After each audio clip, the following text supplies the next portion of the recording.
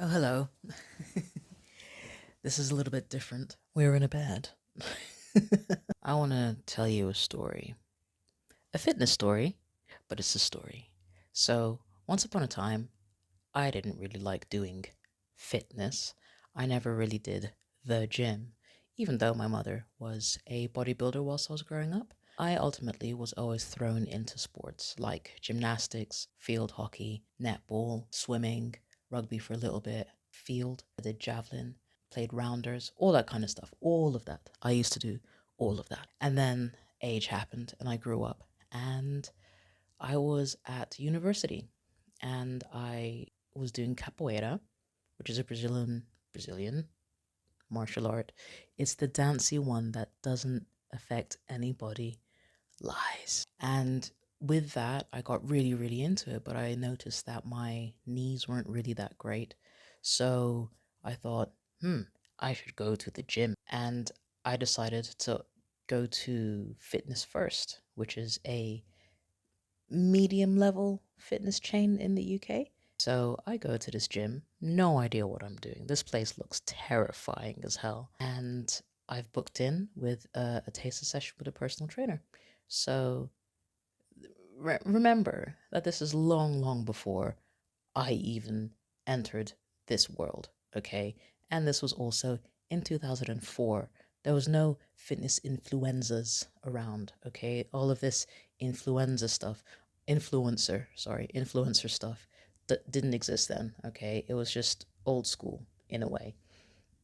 So the first thing I get put on is a treadmill, and I'm walking on there, and I have a female personal trainer, and we're talking, and it turns out she's just doing this for extra money. She's actually a drama postgraduate of some description. So I'm looking at her kind of like, yeah, you don't really look like one who's into fitness, but whatever, we'll carry on. So she got me doing all sorts of things, and I remember two distinct things which have forever influenced my trajectory in the world of fitness. Number one, she got me doing squats against a Swiss ball against a wall to try and encourage proper form, which, by the way, my knees were like, no, no, absolutely not.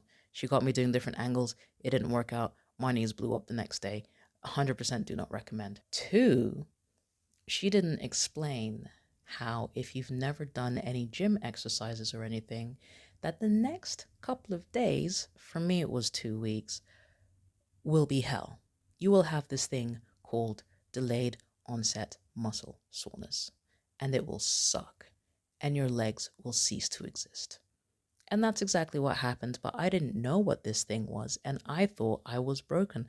I thought she broke my legs. I thought my muscle fibers were all completely destroyed. Thankfully, the boys in the capoeira class club reassured me that this is a thing called delayed onset muscle soreness. It's perfectly normal. I probably went too hard. She probably pushed me too much, and I will survive. I'll be okay.